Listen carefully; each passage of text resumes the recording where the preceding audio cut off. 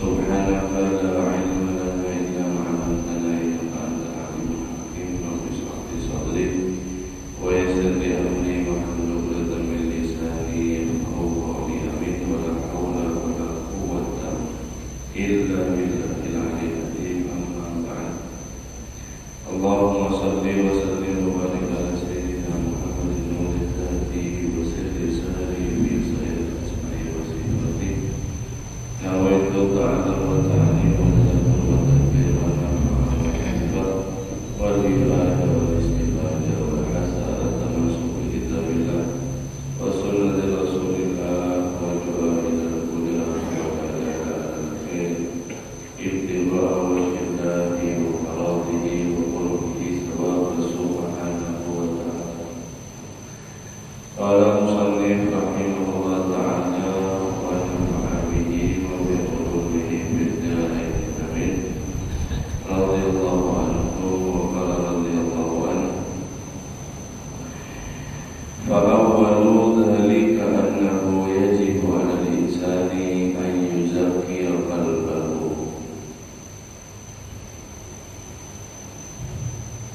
Maka yang pertama kali di dalam menjaga hati hendaknya wajib atas setiap orang, yaitu membersihkan hatinya, wa yutahhirahu min radilati syakki fillahi wa rasulihi wa daril akhirah, dan membersihkan, mensucikan dari penyakit kotoran-kotoran ragu kepada Allah Subhanahu wa Ta'ala dan Rasulnya dan hari akhirat. Hadirin hadirat rahimahullah, meneruskan pembahasan kemarin, yaitu tentang menjaga hati.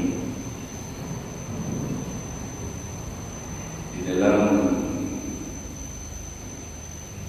pembahasan ini musannif sang pengarang Imamul Haddad yaitu lebih fokus terhadap penyakit-penyakit hati al-muhlikat, kemudian nanti al-munjiyat pada obat-obatnya hati atau sifat-sifat terpuji.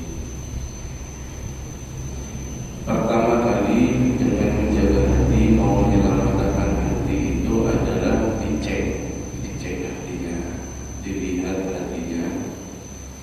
Setiap manusia yaitu hendaknya dia pertama kali fondasinya itu adalah tidak ada keraguan kepada Allah, kepada Rasulullah, utusan Allah, dan juga kepada hari akhir. Ini yang paling penting sekali dan paling dasar sekali. Fa inna dzalika min a'dhamil amradil qulubil muhlikat fil akhirah. Sebab sesungguhnya penyakit ini adalah penyakit yang paling besar sekali dan penyakit yang sangat parah sekali di dalam hati seseorang kelak nanti ada di hari akhirat. Wallati tadurru dhararan 'azima, yang dimana memiliki madarat sangat besar sekali di dalam hati, khususan indal maut,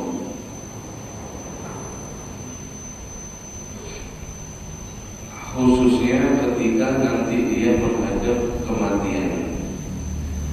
Wa tu'addi wal iyadu billahi ila su'il khatimah. Maka seandainya hati tersebut tidak segera diobati, keburu kedatangan kematian, maka kematian tersebut na'udzubillah min dzalik menjadi bisa mati dalam keadaan su'ul su'ul khatimah atau dalam keadaan kafir. Wa hadza syarru qad yubtala bihi ba'dun nas. Dan penyakit ragu ini telah benar-benar menguji, melanda kepada sebagian daripada manusia. Jadi hadirin, ragu kepada akhiratnya, ragu tentang Allah Subhanahu wa Ta'ala. Dia ragu adanya Nabi Muhammad sallallahu alaihi wasallam dan tentang apapun yang Rasul sallallahu alaihi wasallam bawa di dalam syariat agama ini. Kemudian untuk masalah akhirat, yaitu nanti barzakh, kemudian nanti dihisab, kemudian nanti di mizan sirat, semuanya itu dia meragukan. Apakah muncul seperti itu? Dia ragu di dalam hati. Maka ini adalah yang perlu kita ketahui, adalah penyakit hati yang terbesar. Seandainya manusia, seandainya seseorang di dalam masa keraguannya datang kematian, maka matinya tersebut kebanyakan su'ul khatimah, mati dalam keadaan kafir. Artinya hadirin, itu adalah orang yang tidak bisa tertolong lagi daripada urusan akhiratnya. Sudah putus dengan Nabi Muhammad sallallahu alaihi wasallam, dan Nabi Muhammad pun tidak bisa memberikan syafaat kepada dia. Kenapa sebabnya? Sebab syafaat Nabi Muhammad sallallahu alaihi wasallam yaitu adalah untuk orang muslim, untuk orang mukmin yang mati dalam keadaan Islam. Selepas itu, meskipun dosanya banyak sekali, tetap Rasulullah SAW kasih syafaat. Nah, pastinya setelah nanti mereka dibalas dengan perbuatan buruknya, maksiatnya, masuk neraka, masuk jahanam. Tapi kalau matinya dalam keadaan Islam dengan dua kalimat syahadat, dia yakin, maka selama-lamanya dia di neraka itu nanti disyafaati oleh Nabi Muhammad masuk surga bekal. Amin. Tapi kalau mati su'ul khatimah, mati dalam keadaan keluar Islam, maka Nabi Muhammad SAW tidak akan sanggup menolong dia. Kenapa sebabnya? Sebab dia bukan umat Nabi Muhammad. Di antara penyebabnya orang yang matinya dalam keadaan kafir atau su'ul khatimah ini adalah setiap saatnya ketika dia hidup meragukan adanya Allah, Rasulullah, utusan Allah, dan juga hari akhirat. Nah, ada perbedaan orang yang lupa dengan hari akhirat dan orang yang ragu dengan akhirat, itu ada perbedaan. Perbedaannya itu ketika orang tersebut jatuh sakit biasanya. Ketika orang itu jatuh sakit, kemudian merasa ajalnya itu dekat, maka orang yang lupa dengan akhirat itu dia baru mau beramal soleh. Saya mau sakit, saya ada kabar, saya ini, nah saya mau sedekah sekian, saya mau melakukan ini sekian, saya mau ini, berangan-angan. Andai saya sembuh, saya akan beramal soleh. Kenapa sebabnya? Sebab selama ini saya tinggalkan begitu saja waktu saya untuk urusan dunia.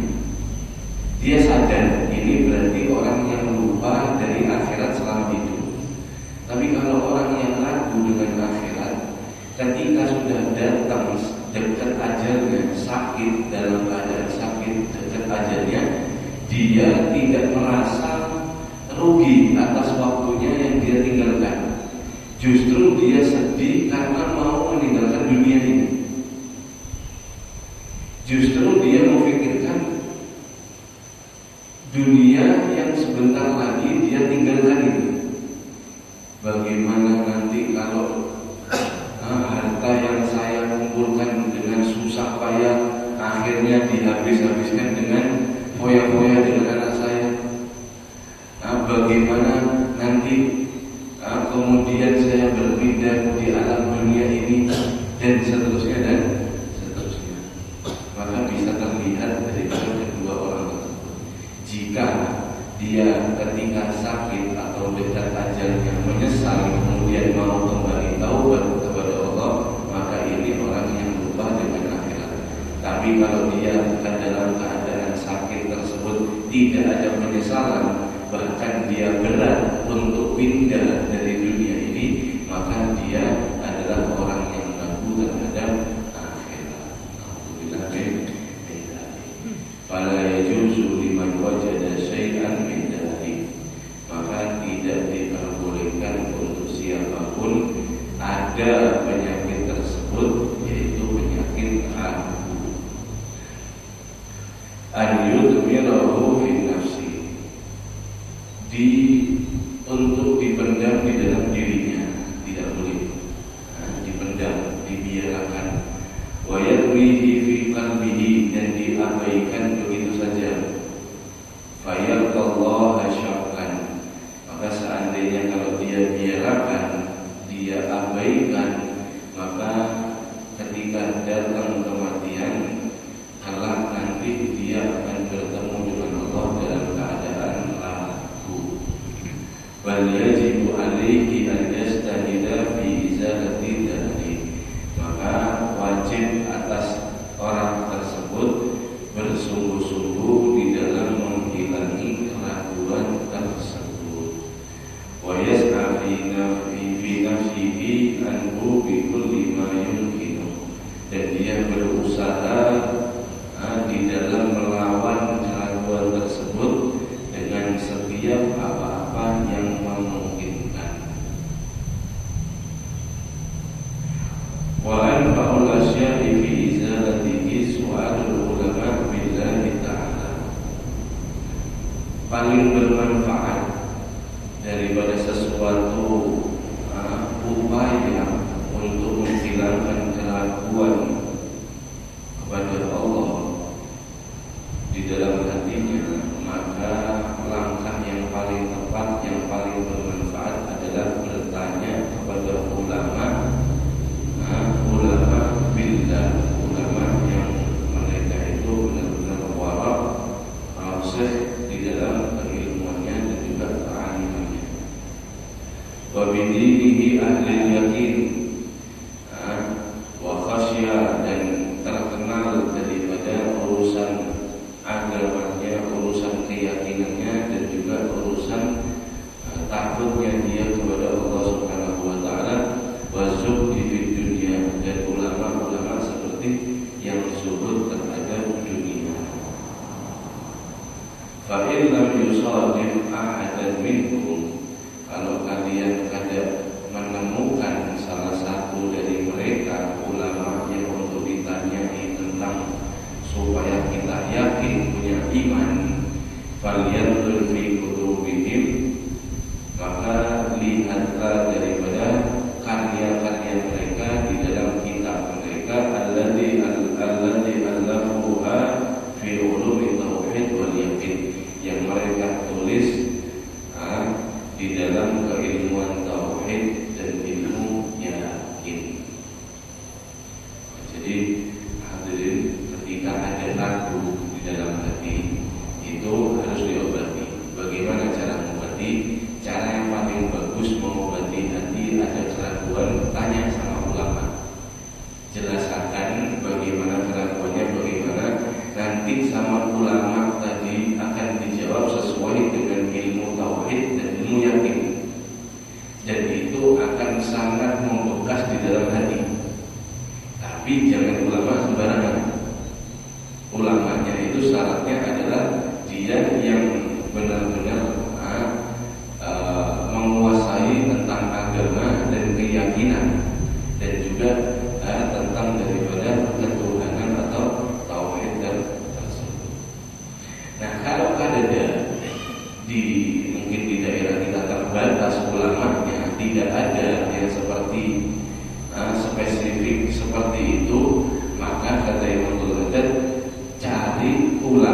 yang bahari mengarang kitab tentang tauhid dan keyakinan. Seperti apa kalau kita di masyarakat yang sangat umum itu seperti aqidatul awam misalnya. Aqidatul awam itu kan menjelaskan sifat wujud, sifat wajib, nanti apa-apa yang mustahil bagi Allah. Itu adalah asas fondasi. Fondasi untuk daripada ilmu ketuhanan. Wajib daripada kita belajar. Makanya penting nanti dibelajar tauhid sifat 20 atau aqidatul awam atau kitab yang lainnya. Itu penting untuk daripada kita pelajari atau kita ulang-ulangi terus. Kenapa? Sebab itu juga bisa menambah iman. Menambah daripada iman. Banyak sekali hal-hal yang bisa menambah iman. Itu banyak sekali. Di antaranya yang paling besar di dalam menambah keimanan adalah bertanya kepada ulama atau membaca kitab-kitab mereka. Walastu a'ni bisyaqi ma yajidul insan minal khawatir wal waswasa wal wasawisi fi umuril iman bima ya'lamu dhalana. Ini bukan maksud saya, maksud saya itu bukan dengan keraguan apa-apa terdapat di hati seseorang daripada kekhawatiran dan juga was-was di dalam perkara keimanan yang dia sendiri tahu, sadar bahwa itu salah. Wa yajidu qalbahu musawwiman ala khilafihi wa nafsuhu karihatan lahu wa nafiratan anhu. Dan dia dapati hatinya dia itu dia bertekad atas melawannya, dan juga dia benci atas keraguan tersebut, dan dia selalu menghindari. Fa inna dzalika huwa waswasun. Sebab ini adalah was-was, bukan syak, bukan ragu. Wa yakfil insan fiha an yakraha wa yu'rida anha wa yasta'idu billahi minha. Maka cukup untuk seseorang ketika ada was-was di dalam hatinya masalah iman, dia tidak suka, dia membencinya, dia berpaling, kemudian dia minta perlindungan kepada Allah Subhanahu wa ta'ala.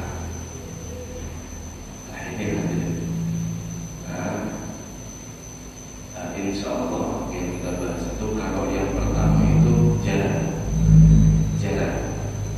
Di antara kita meragukan tauhid seperti yang meragukan agama itu, insya Allah di lingkungan kita, atau di umumnya sekitar kita itu jalan.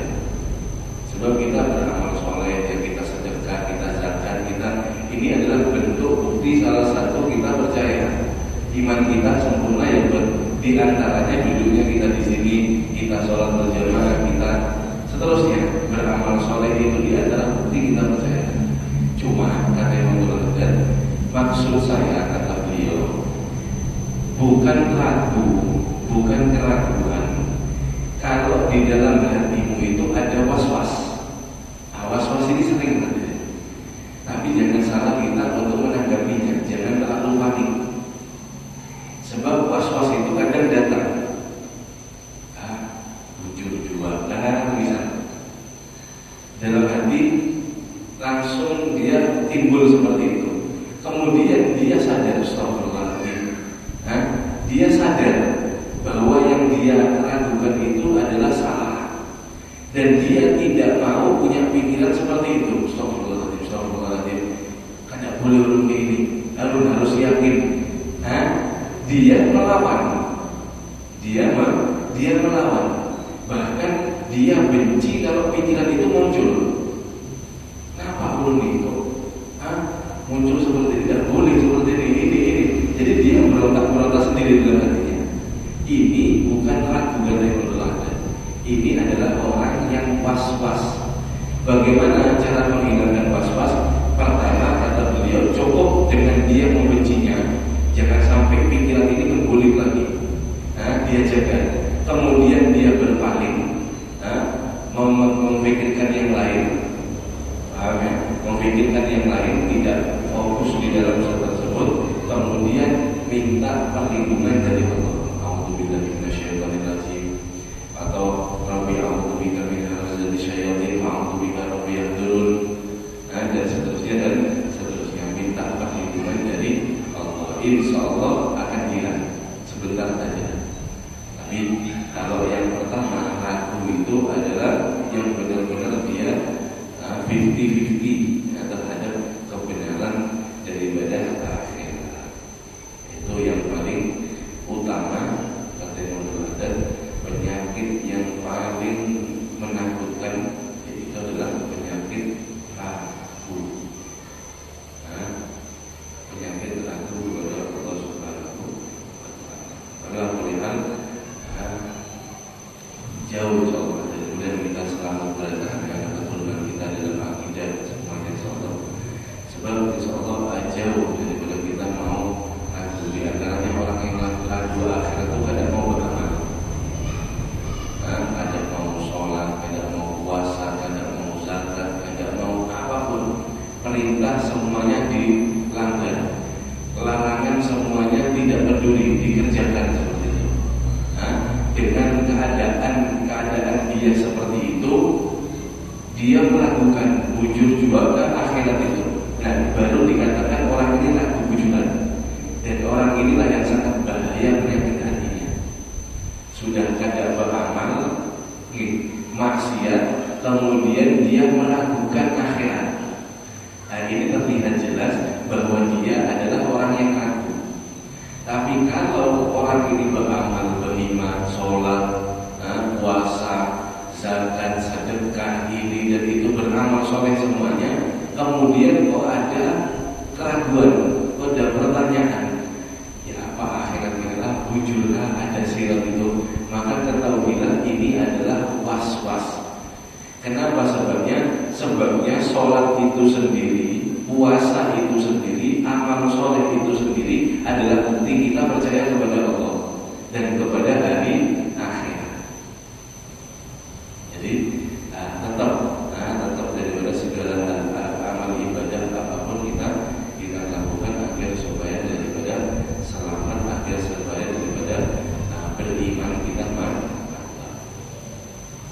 Faltakun beriman fi masjidi wa fi sofa'i kalbina tajdidi bikas rati sholati wa ta'ati wa ta'kumali nafsi min syahwati. Kata Ibn Muslim dalam Sahih Zubat, beliau mengatakan, jadikanlah keimananmu dan juga kebersihan hatimu itu bertambah. Dengan apa? Dengan memperbanyak sholat dan memperbanyak amalan-amalan soleh, serta meninggalkan daripada maksiat yang bercampur dengan syahwat. Sebab maksiat yang bercampur dengan syahwat, keinginan, itu akan bisa membuahkan hati yang keras. Fa inna ab'ada qalbun nasi min rahim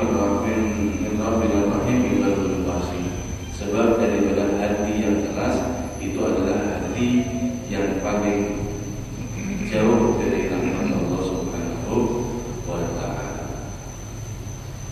Maka solusinya ketika di dalam hati ada pertanyaan aneh-aneh, kita sendiri yang tahu diri kita sendiri, maka tidak usah terlalu didalami.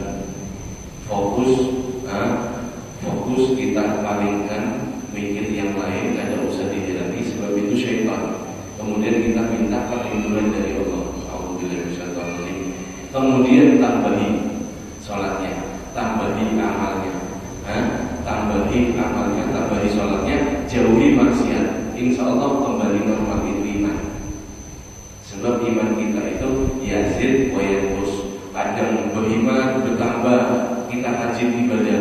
Kadang ada hari kita ya juga malas. Mau ini kadang mau sholat malas, mau ini malas. Ada seperti itu. Sebab kenapa? Kok bisa? Ya situ kita. Iman kita itu kadang bertambah, kadang berturun. Kadang bertambah, kadang berturun. Yang penting kita tahu cara mengobati hati kita supaya tidak daripada ragu. Mudah-mudahan kita diberikan bermanfaat, diberikan amal soleh, sehingga insya Allah kita benar dalam berakidah dan juga